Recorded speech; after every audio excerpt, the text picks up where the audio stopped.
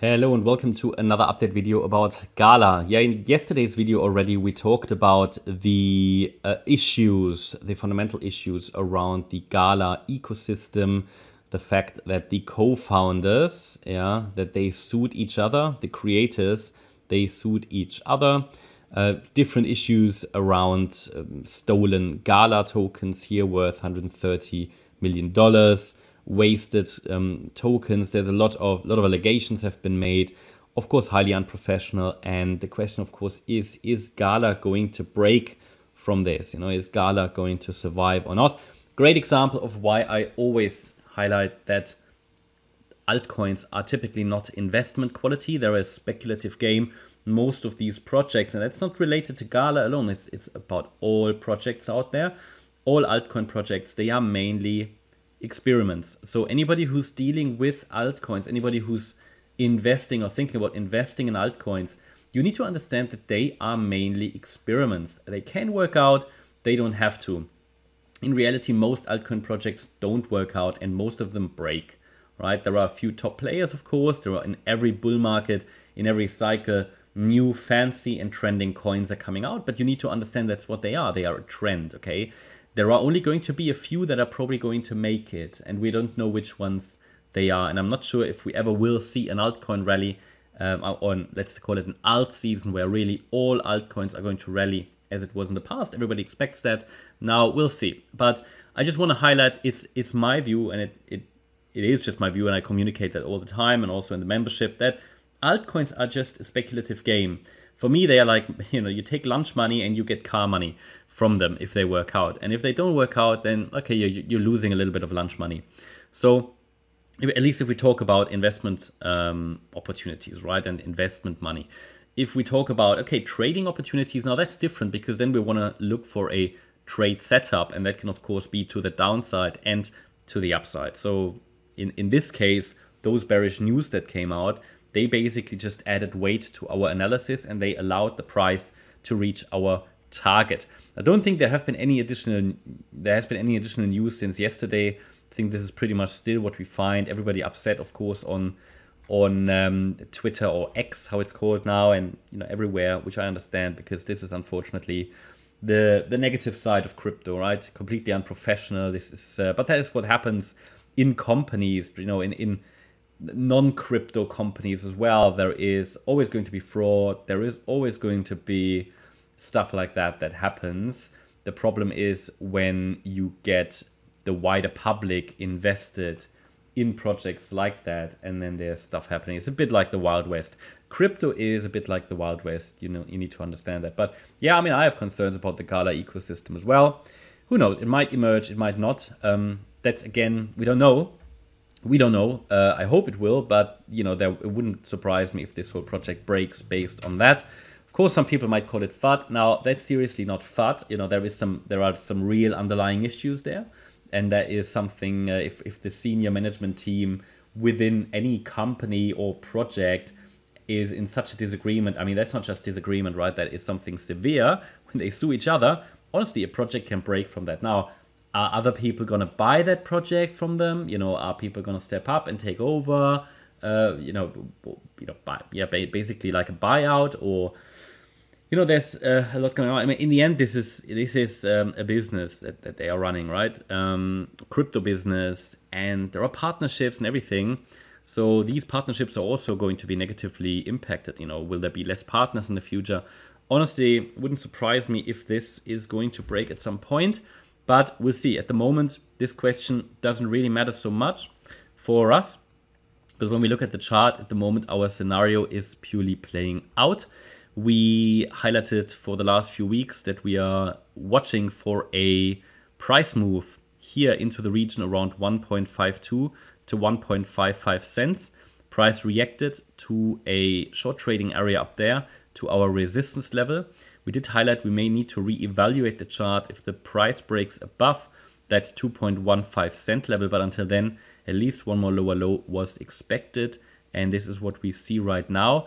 Doesn't seem like we are already finished with this move down, but it could be, but I would need to see some confirmation, like a solid 5-wave move up followed by a 3-wave move down, at least above resistance, which I gave you yesterday, which is 1.82 cents.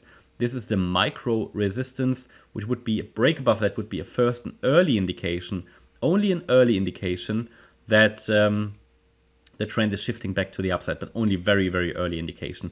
Eventually, I need to see a break above the descending price channel. Now, the problem is that on the long-term chart, this last move here has come down too low to be still considered in the white wave count, which is the bullish one, a 1-2 setup. Now, I've been talking about that now many times already, that this just come down too low, and therefore the white wave count, even though still possible, has reduced in likelihood. It will be invalidated below 1.55 cents. We're very close to that level. At that point, these are not seen as likely anymore, these bullish wave counts. However, of course, it can still rally. And if it rallies, it just means that I would see it, first of all, as a blue C wave of wave 4. Can rally at any time, but at the moment, there is no setup that would support it. So we're strongly focused further on the downside at the moment, but we're watching the relevant support levels, of course. Wouldn't be surprised if after those negative news, at some point, we just get a bit of a relief rally, like an ABC structure here in a wave 4, and then make a new bear market low. But we'll see. We will need to see how the structure is going to look like here. If this is an ABC structure to the upside into resistance, yep, it strongly suggests another low.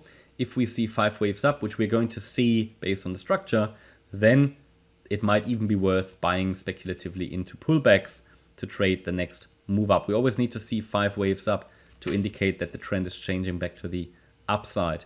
Now, someone said, okay, look, there are some other charts where you have more price history. Now, that's correct. I just need to, but it wouldn't change the analysis. So let's, I think maybe on Kucoin. Yep, on Kucoin we have, let me just take that out. I'm using that chart. On Kucoin we have a, let's say, longer price history, okay? But it doesn't change the analysis for the simple reason that this is also a 3-wave move up. Yeah, you might call 5 waves, but it's just not reliable. And even if you do, it still went to it went below the beginning. I mean, I would not even count this because this is an invalid startup candle, you could say.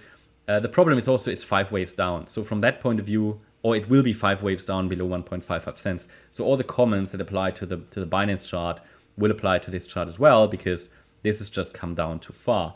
You know, whenever we track potential bullish movement, we are using the 78.6 retracement level, and it already broke down here. Okay, this was the moment where we said, okay, we need to be on high alert for potential new lows. It could have been here in a leading diagonal. Now we can never trust them, as you know. So it already all the warning lights already went on here in June, but I always highlighted that in the videos. It didn't hold then the level again, and then even retested it from below, and that was the point where we said, okay, another low, you know, not for sure, but we had our resistance area and another low is preferred into the 1.55 to 1.52 cent region, which is down here. Now, if that breaks, anyway, we have clear 5 waves. At the moment, we have 3 waves down, but this has just come down too low to suggest that this is still, that this is to hold and going to move up. It can, of course, hold in the short term, but eventually most likely to break. Double bottoms rarely hold. They can hold temporarily, but usually they would then eventually break. So, yeah, it's not, it's nothing at the moment, in my opinion, that is showing any potential or clarity that there is a move to the upside in the making. This is bearish and it's just playing out our downtrend at the moment. We're also moving in the descending price channel. So watch those trend lines. And if we break below 1.55, 1.52 cents, then it has basically lost all support.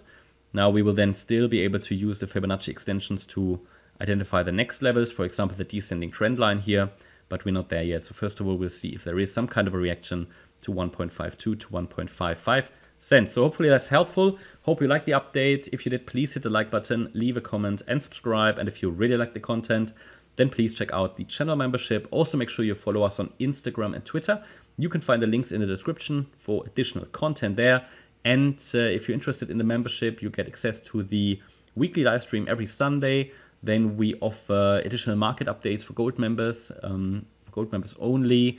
You will also get access to Discord and Telegram, to the live chat rooms and announcements and a lot of learning material about Elliott Wave trading technical analysis. Thanks a lot for watching. Bye-bye.